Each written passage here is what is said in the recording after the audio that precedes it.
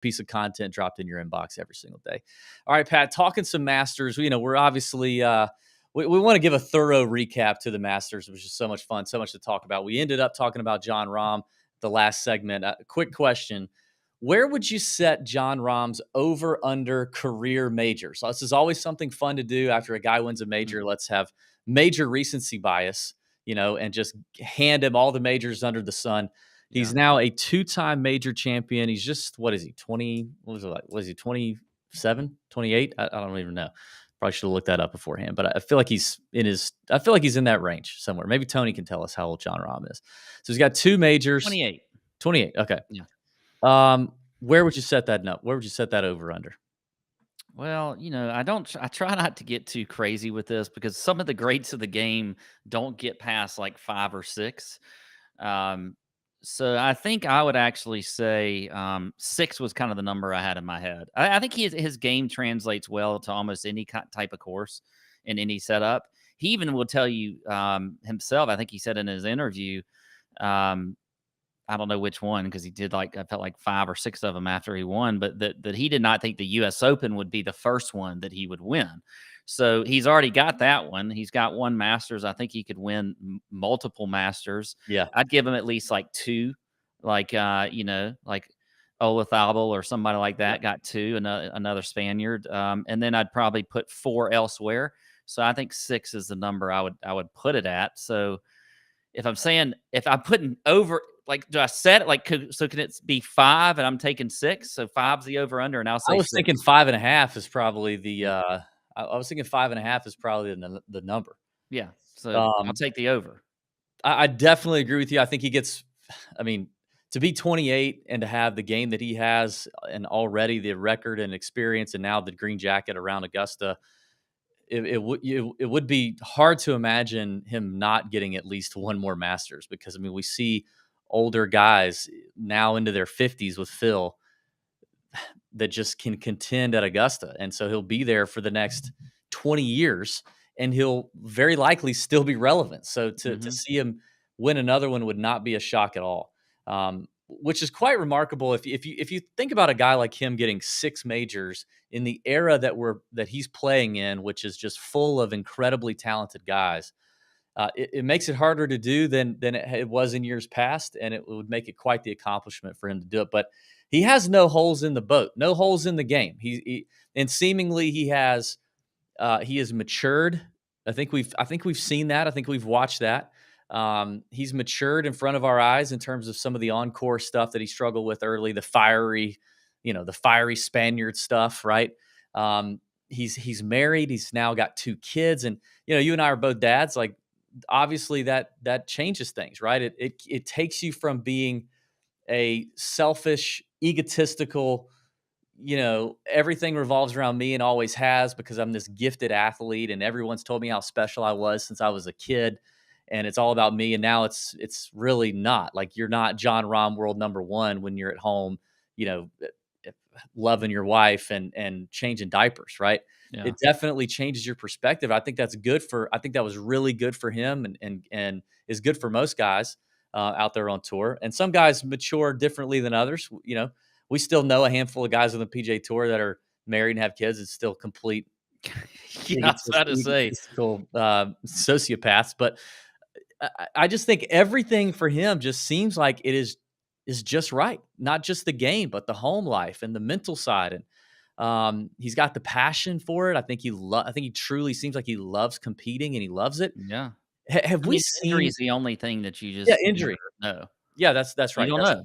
I mean, yeah, we certainly would probably say that Tiger would have more majors than for sure than he has if it wasn't for injuries and all the other stuff that happened. I think Tiger's a little different animal than what we see with Jon Rahm.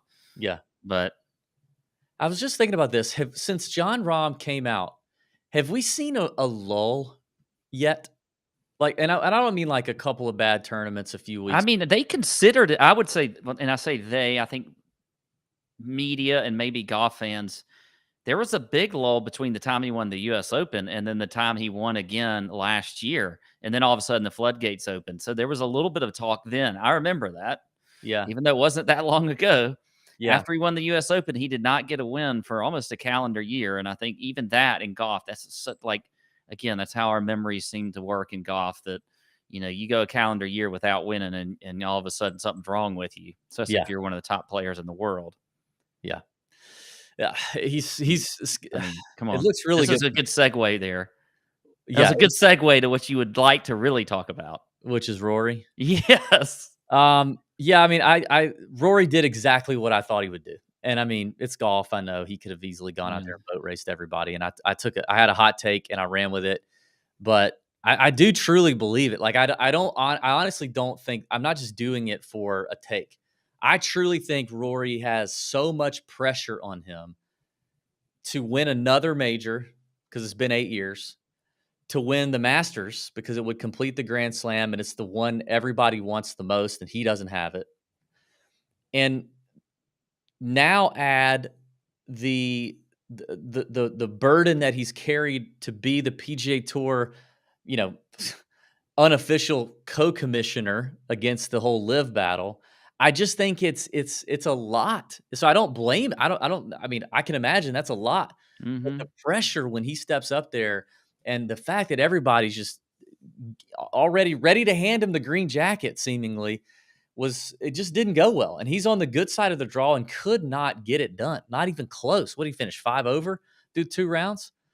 Yeah, I mean, it's interesting with him too because you talk about the major question. Like, all right, so let's go back then. He wins his fourth major at 25, so 3 years younger than Rahm. Like at that point, put yourself back then. What do you say his totals at? Yeah. Yeah, I mean, at that point, you're obviously thinking, "Oh my god, this," I mean, and I mean, a couple of his majors were absolute dominant. dominant performances. Yeah, at that point, we're like, "Oh, 10 majors, 15 ma," like, sure, Yeah, this kid's the next he's the next thing, which he was. I mean, he just but where does the pressure come from for the let's say for the Masters?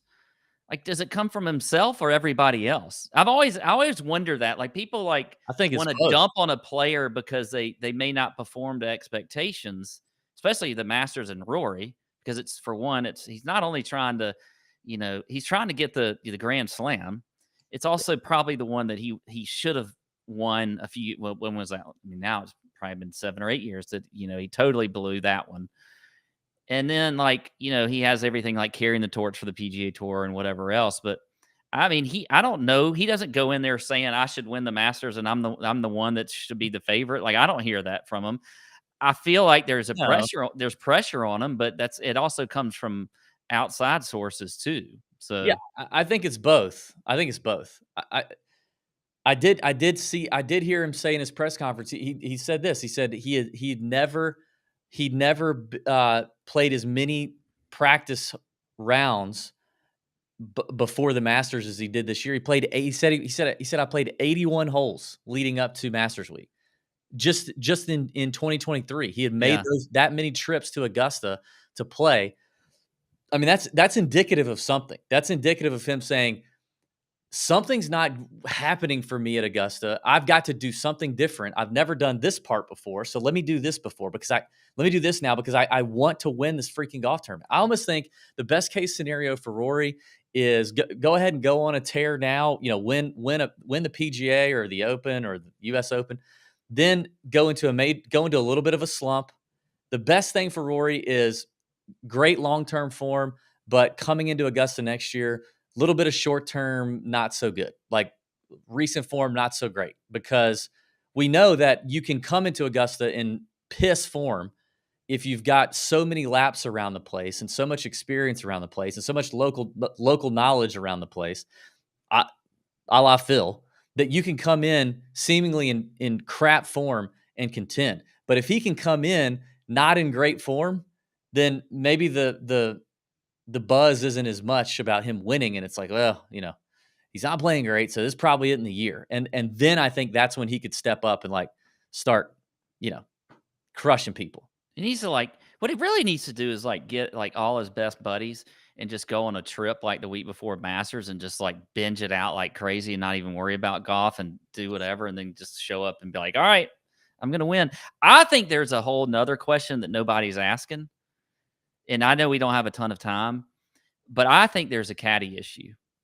I believe there's a caddy issue Oh, a with little him Harry and Diamond Harry drama? Diamond. I don't think he needs the friend on the bag anymore. You see the guys that are taking the next step, like what Scheffler did. You see Rahm and Adam Hayes. You see Cam Young, who hasn't won yet with Paul Tesori on the bag, but it's coming. And these are different types of caddies than what he's got with Harry Diamond. I mean, I don't see a whole lot of interaction like him and like Greller and Jordan or either of those guys. Like I think there's a little bit of a caddy issue. I would love to see him Look switch at to somebody else. look at Pat starting a rumor. Let's get I the didn't rumor say mill. anything. Let's get the rumor mill swirling. Yeah. There's trouble in the camp, in the Rory Harry Diamond camp. I'm not saying that there's That's an trouble interesting between the take. two. I'm suggesting that I think there should maybe be a little bit of a change up for Rory. It's an interesting take. Of course, we also had Tiger, who made the cut. We thought he would make the cut. He made the cut on the number. He made the cut because Sung Jae and Justin Thomas coming down the stretch on Friday, in that weather, just struggled. Tiger had the poor weather draw, and then withdrew. So he makes his 23rd consecutive Masters cut or something crazy like that, and then has to withdraw. The plantar fasciitis he couldn't handle it, which it was rough to see on Friday. Question now becomes: do we see him again at the PGA? I guess in a month. Is that going to be enough time to kind of recover? I don't Probably an know. easier walk at Oak Hill, I'm imagining. But yeah, it was tough to see. He was never really a part of the conversation outside of just everybody cheering for him to make the cut, and it was tough to see. Yeah. Yeah, it was. And I hope he continues to get better, but I don't know. I that plantar fasciitis, whatever it is, just really seems to Yeah, not be able to go away for him. So yeah. Speaking of it was painful to watch. Patrick Cantlay kind of making some headlines as well with some slow play that was, everyone got to see and witness up close and personal on Sunday. None more up close and personal than his playing partner, Victor Hovland, who apparently was showing signs of frustration and irritation. I think we have a clip of Victor hitting his chip well before Patrick Cantlay is up around the green, and Victor just says, "I'm just going to hit it. Let's roll that."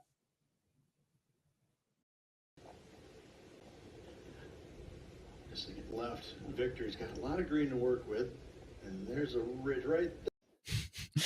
I love it. Like Victor beats him to the green, beats him yeah, to a shot. Patrick's way, way back there in the fairway, and then in the background, you got Patrick Cantlay just sauntering up to the green while Victor's putting it within gimme range. yeah. The Cantlay slow play is interesting.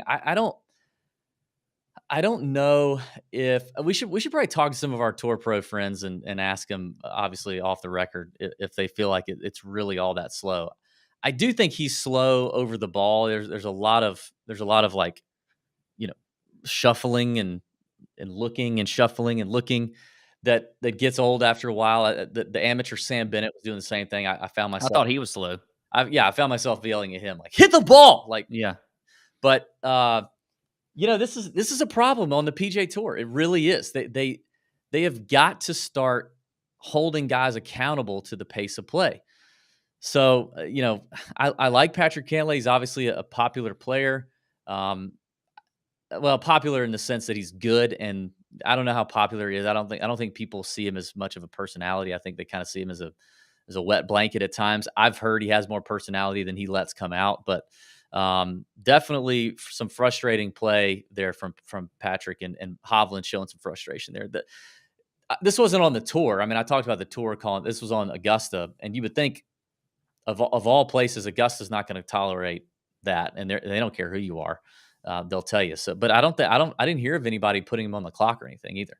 no, I didn't either. But he was definitely slow, and again, I think a lot of it is just over the ball, and that's gonna, I don't know necessarily how you change that. You and I both are pretty fast players in general anyway, but I just think that they definitely have to do something, and whether or not that's putting them on the clock, I don't know. So Yeah. Um, it'll be we'll see if he has got. I think he's scheduled for a press conference today at Harbortown.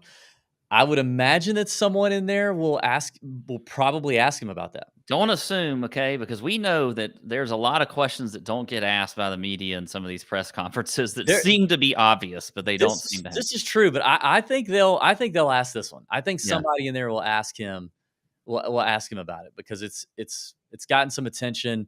It's 2 days after the Masters, the Masters finished there on Sunday, the video we just watched. I think people somebody asked Max Homa in his Masters press conference about the match play with Mackenzie Hughes when he was seemingly taking a long time to do the whole aim point thing on the putting green and all that. Somebody asked him about it at the Masters press conference. So I think Cantlay will get asked about it. We'll see what happens. All right, we got to take another break. Short break here on the Tour Junkies Golf Show. Coming right back to talk RBC Heritage here on the Better Sports Network.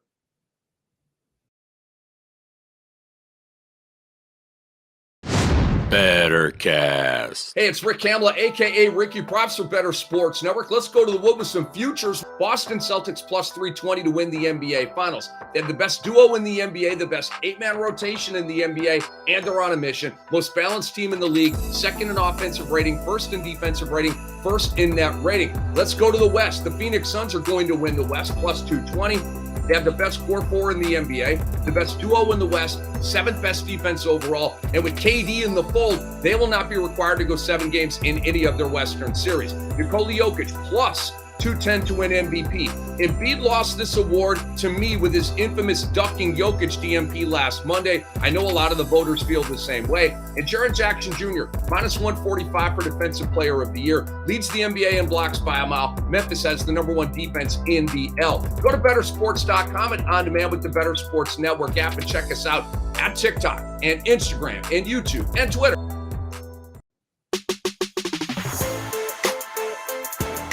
Now back to Tour Junkies on Better Sports Network. All right, we're back on the Tour Junkies Golf Show. That's enough Masters talk. We got all of it out of our system, I think. I don't know that we'll be talking much more for the rest of the week on Masters, but I'll still be thinking about a lot of it. Okay, I got a bucket of pimento cheese in my fridge. Every time I scoop some on there, I'm going to be thinking about Phil Mickelson doing what he did. It was unbelievable. But on to the RBC Heritage at Harbor Town. Just about 2.5, maybe 3 hours if you drive the speed limit from Augusta to Hilton Head. Pat and I, as I mentioned at the top, quite familiar with Harbor Town. We've both played it. I've played it a couple times. Have you played it once, or you played it more than that? I played it just once. Okay. Just once. With you. With me, yeah. I vacation there every year. I don't play Harbor Town every year, but I vacation every year. Going back this year. We love Harbor Town, love Hilton Head. This is a pretty popular golf tournament, but gets a major bump this year because it is an elevated event. And I've seen this going around on Twitter. I don't know how much the players love that this is an elevated event the week after a major. So I don't know. I could kind of see the tour moving this around, or either moving the tournament but that's hard to do because it's so close and convenient for the players. I don't know if they're going to continue to make this an elevated event. I mean, Rory said, bump it. He skipped now his second elevated event of the season, which you are only allowed by rule that he probably helped set up. You're only allowed to skip one without penalty. And apparently the penalty is, it takes a dock in the whole PIP thing, which is the player impact program. It's like basically a popularity contest. He's going to take a dock in that, Rory's like, I don't think he's too concerned about it. Yeah. I think they can move this around. This is, they've said that they're going to move some of the elevated events. They're going to give them to some of the different spots. This is one I think may only live, for lack of a better way to put it, 1 year on the tour right after the Masters. We'll see. So we'll see. How these. But it's a great event. It's a family. I mean, the players love it. I mean, they bring their families. You got the beach. You got Greg Russell at Sea Pines and stuff like that. He's the guy that can talk to squirrels and sing songs. So there's all kinds of stuff. They love it. One thing I think is interesting to look at here as we're talking about handicapping it is there are guys here who, this is their first time here, or this is their first time here this is the first time they've played this course other than 2020, when it was one of the first courses we came back to in the summer of COVID. after we had the layoff in March when everything was canceled from the players, and then these guys had a 2-month break, and then golf was really the first sport to start back up in the summer. Mm-hmm. And we saw a lot of guys who normally never came to Hilton Head to play this event now show up because they were itching to play, and they wanted to get back at it. So I do think there's something to that. I think if you see a big name here, like Scotty Scheffler, Scotty Scheffler's obviously he's actually the odds-on favorite across most books. It's not Jon Rahm, probably factoring in a little bit of a Masters hangover for Jon Rahm as well. But Scotty Scheffler has never played this tournament. He's never chosen to play this tournament after a Masters. He's played in he's played in 3 other Masters other than the one he just did, and he didn't choose to come here after any of them. And he didn't even choose to come here and play in 2020 in the summer. I think there could be something to that. I don't know for a fact. I mean, Scotty Scheffler's game translates on any golf course in the world, but Jon Rahm's another one. The only time we've seen Jon Rahm here is in the 2020 year. So I think as you look at guys that you should potentially be handicapping, I think that's one angle to pay attention to. Now, that being said, Pat, I think 13 of the last 15 or 16 winners at Harbortown at the Heritage played in the Masters the week before. So it's not like, the guys showing up here from Masters are not going to be sharp or just don't want it. But we've definitely seen the opposite. Jordan Spieth won this event last year. We've seen a variety of winners here. You don't have to be a bomber to play well at Harbortown. It really, for an elevated event, most of these elevated events are at golf courses where you just got to hit the long ball, and it's an absolute bomber's paradise. And that is not the case here. It's really going to open up the entire field, whether you're a long bomber who's going to be clubbing down a ton off the tee, or you're a precision player who doesn't hit it very far, but you just hit your spots. It's going to make you play well with irons and mid and long irons. It's going to make you putt well in these Bermuda Pete Dye green complexes. What else do you think, Pat, in terms of just things to know and trends and key stats and such for Harbortown? Yeah, I mean, I think if you're kind of talking about the ideal player that and player profile that can win here, like you said, it's going to be a lot of different types. But to me, I'm not surprised that Jordan Spieth is your defending champion, because he really sort of fits that mold. He's very creative. This course takes a lot of creativity, not just around the greens, which is where we, almost kind of automatically think, you need to be creative like a Phil Mickelson or something, but you got to be creative off the tee. The sight lines that you have on these tees are a little bit different than you might, typically see, where you could hit a fairway, but all of a sudden you're blocked out by a tree. So there's a lot of different quirky things about this golf course that you really have to know. And Jordan Spieth just kind of fits that profile because he's able to do a lot of different things with the club in his hand. Like you said, long irons, short irons, just off the tee, whatever it is. So you really got to be on your game from a ball striking standpoint, hitting fairways and hitting greens, but hitting these fairways in the right spots, and the greens are super small. So you really got to be, dialed in with your irons. And if you're not, then you got to scramble well. A guy like, we saw Boo Weekley win here twice. Perfect example. Okay. Yeah. One of the best ball strikers out there. He really was. Always kind of had, a putting issue. But, when he got on the grounds at Hilton Head, I mean, he was on fire. And that was the reason why, was because he hit fairways and he hit greens, and then he just got hot there. So that's the kind of profile you want to see with a guy here. You bring up 2 really good points that I didn't mention. The creativity side, which if you read past quotes about the golf course from players, a lot of them talk about being creative, having to work the ball both ways, having to understand pin locations and how that dictates your shot off the green, and the questions that Pete Dye as a designer asks golfers to do at Harbortown. And then the Boo Weekley thing is spot on. That's money. And I think you don't have to be a tremendous putter to play well here. I mean, these greens are, they're PGA Tour greens, so they're, they're not tricky. They're not that tricky. They're not super undulating, and they're pretty small. So if you hit the green, you're not likely, you don't see a lot of 3 putts here. It's not like Augusta National where you've got these massive green complexes with all these shelves and undulation where if you miss big time, the 3 putt is definitely in play.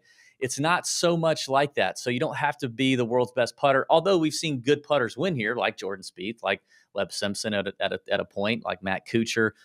You've also seen not so good putters do just fine here. I think, when you and I played, I think the first tee shot on number 1 is a prime example of what Pete Dye does. I, at the time, I was hitting this little 2-iron, just money. Okay, just Mhm. absolutely money. So, and I'm spraying my driver all over the yard. So on the first tee, I'm like, oh, and we played. I played it from the backs because we bet Kevin Kisner on what our over under score was going to be, and from the back tees, I striped my 2-iron like right down the middle, like a 4 or 5 yard draw to the left center of the fairway, and I was completely dead. Yeah. Dead from the left center of the fairway. So the biggest thing here that you hear a lot of players talk about is understanding off the tee just which side you can miss on. It's okay if you miss the fairway. The rough isn't terrible. It's not ideal, but you just better be on whatever side that flag is going to dictate. And so, a little bit of experience around here, I think, matters too. I saw today in Jordan Spieth's press conference, he talked about kind of the advantage of knowing this place a little bit and understanding some of the nuance. And like I said, we've got a lot of guys here who are first timers to Harbor Town, so they're going to have to learn the course and learn some of those Pete Dye nuances quickly. All right. Well, in terms of helping you learn, we always like to bring one of our favorite segments, Just the Tip, to help you out. Just a little nuggie to help you betting, DFS, whatever it is, whatever you're into. Pat is bringing it today. Just the tip. What you got, Pat? All right, well, DB, I like to bring a little bit of different vibe to some of the just the tip, and this week, as we're getting into spring, getting into summer, what are we starting to do a little more of, DB? We're starting to play golf, right, with our buddies. We're getting out there playing golf with our buddies. So I'm going to talk a little about some gambling tips when you're golfing with your buddies. Okay. Oh, okay. So this isn't, we're not gambling on other folks. Okay. We're gambling on ourselves in this case. All right. Oh, So wow, just a few kind of real do's and curveball here. yeah, just kind of do's and don'ts here. And I think you could add some. You'll probably want to chime in here. But one of the things I think you got to know when you're showing up on the first tee, you need to know your game. Okay. You need to know the game that you're going to play. What kind of bet are you going to have? All right. You're going to play woof. Okay. Are you going to have a 10-10-10 Lauderdale? Like, what are you guys going to do? Don't be showing up there or saying like, hey, we'll figure it out after the first hole. Okay. Don't do that. All right. Pat, how do you do this? Because you are coming in hot, guy. You never, we don't, if you need to take that out of the equation. If you play golf with Pat, you don't see Pat until you are already on the first tee and your caller going, dude, where are you? And Pat's coming in on 2 wheels. Well, that's a don't. That's a don't then. Okay. That is a don't. I'm a don't. Okay. You don't want to have that happen, but you do need to try at least figure out your game, at least on the tee. All right. But don't be getting after, saying, well, we'll figure it out and we'll adjust handicaps. That's another thing. Don't do any mid-match adjustments of handicaps and of the game. All right. Here's the only thing that I think you can do is the press. I'm all about a press. If you want to allow presses, then you can do that. But don't be changing up all the other things, okay? Also, know your handicap. Don't just be like, well, I guess it's this or I think it's this. Like, at least if you don't know it, be like, at least be like assertive about it, okay? Don't just say you don't know, all right? And here's the thing, if a handicap is not your average score, all right? It's not the average score. It's what you shoot on a good day, okay? So figure out what your handicap is. Keep it simple, DB. Keep your bets simple. Don't have all kinds of trash out there, especially if you got people that don't know what they're talking about. All right? So you can't do that. You can't have all the trash. You got to keep it simple, all right? Here's another thing, all right, DB? Here's another thing we got to do, okay? You got to pay up. You got to pay up at the end. Yeah. You can't have all your bets and all these kind of things, and you can't just not pay up, all right? And you got to pay up with over beer or whatever. You got to do that at the very end. You just can't let it be hanging out there. Don't pay with a $2 bill like somebody did to me a few months ago, all right? Venmo, figure out how you're going to do it. And also keep track of your bets. Keep track of them. Don't go like 3 or 4 holes without keeping track of it. And then all of a sudden you're on like, the 5th hole or something like, okay, well, I think I had this here. I think I had this here. And then you're just guessing whatever happened. So you got to make sure you keep track of everything. So you know what? When you're betting with your friends, let's keep it cordial. Let's know what we're doing. All right. Let's not make it too complicated. Let's make sure we pay up and we keep track of everything. Okay. There you go. I don't hate it. I don't hate it. What would you add, DB? Well, I mean, I don't. I'm okay with a little mid-round handicap adjustment if something's just out of control. It depends on how well you know your partner. If you know your partner, and that they've been taking If you lessons. have an official handicap, it is what it is. Like Yeah, yeah, you yeah. I can't know. be getting in there just saying, well, the mid round adjustments that happen if somebody's giving you like a 15 because they don't really have a handicap, but they're playing like a 10. Yeah, That's when yeah. that I would agree with. Okay, I agree okay. with We you. agree. We agree there. Yeah. All right, we don't have much. We don't have much longer on the show, so let's get to it. You got any first round leader bets already for Harbor Town? Are there any lines out yet? I have looked at some lines. I'll give you a few, and these are really just guys that I like because I haven't looked at tee times or weather waves or anything. I don't think there's going to be much of a weather wave, but I think Fleetwood at 70-1 is a good first round leader bet. I think JT Poston at 65-1. Wyndham Clark is 80-1. Love how Wyndham Clark has been hitting the ball, and then 110-1 Brendan Todd. Great ball striker. We talked about ball strikers, Boo Weekly. Brendan's one of those guys that I don't think if you've watched him recently, because I've bet on him recently, his putter's been not that great. But like you said, DB, you don't have to be the greatest putter here, but a good ball striker can play well. So 110-1 Brendan Todd.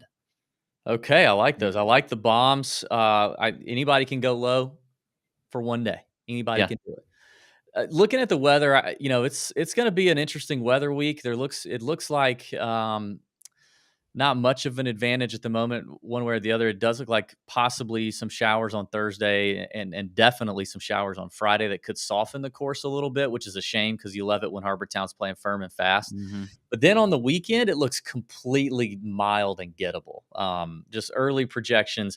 I even saw the one sports book in Vegas put the over-under total for the winning score at -16.5. Which has only 16 under has only won this tournament twice since 2015, and so that's and I'm taking out the COVID year in 2020 because it just played so different, but it hasn't really gotten to 16 under very often. But apparently Vegas thinks it might this week because of possible rain, softened conditions, and no wind, and the no wind factor at Harbor Town, that is the main defense of the golf course. So if that doesn't happen, it's going to be gettable, which again helps out the long shot opportunities. So I'm excited about that. Let's do our DraftKings DFS cash lineup, Pat, for the RBC Heritage. Let's get to it. So we're going to give you a lineup that we think you should play in a 50-50 or double up game on DraftKings. Just simply trying to double your money. Not trying to get too cute. We don't really have to pay up and get the Jon Rahms or Schefflers or Jordans or Cantlays even. We just want to have a nice balanced lineup where all six are very likely to make the cut, and we got to move very quickly. So I'm going to start at 9,600. Cam Young, third place last year without Paul Tesori. Now he adds Paul Tesori on the bag. Webb Simpson's old guy. He's a lock. I'll start with him. All right. Well, as everything seems to be shutting down on me, so I can't even look up a price. So I'm just going to have to go with the player here. But I do think this guy has just shown I think he's made 20 straight cuts here. Matt Kuchar, yeah, this is his 20th year, I think, and he has made every cut except for I think the first year he played. He's at 7,700. Okay, I'm going to then go to Shane Lowry at 8,300. He has been tearing this place up over the last few years. He's in good form. I like Shane Lowry. All right, Shane Lowry, and then where is DraftKings like kicking you out or something? No, it wouldn't. It wouldn't load up for some reason. All right, who was the first player you said? Cam Young, Shane Lowry, and Matt Kuchar's our team. Okay. All right. Now I'm back. All right. So I will go with. We got a little room here. Mm-hmm. I think I'm going to drop us. I'm going to take us up to Sung J M at 8,600. Yep. I was already looking on him. I was going to pick him if you didn't. Okay. All right. 7,900 left between two players. I think I'm going to roll with. I'm going to give you some flexibility here, Pat. I think I'm going to go ahead and take JT Poston at 7,300. That's as low as I want to go. Postman's hot, loves his place. That gives you plenty of room. 8,500 to do what you want. Such a big fan. I agree. All right. I'm kind of in between two guys here. Fleetwood And then I actually do like Tom Kim, but I feel like there's a little bit of a risk there. Yep. And Fleetwood would have been my first pick had I not gone with Kuchar. So I think we go Fleetwood there. I like it. Very balanced approach, balanced lineup, good for a 50-50 or double up. Tommy Fleetwood, Sung J.M., Matt Kuchar, Shane Lowry, JT Poston, and Cam Young is the lineup. Golly, that looks so good. I mean, I don't know how it misses. I really don't. Yeah. What a fun show. Love recapping the Masters. Love RBC Heritage. Love watching the Heritage every single year. It's just a great tournament to watch. You got to watch it. If you have some time, turn it on and check it out. Next week's going to be a little weird. It's the Zurich Classic. It's a team event. It's not a great week for DFS or betting, so we'll see what kind of content we come up with. Might get weird next week, so come back on the Better Sports Network and check out the Tour Junkies Golf Show. Hope you have a wonderful week. May your screens be green and bend over your bookies. See ya. Out.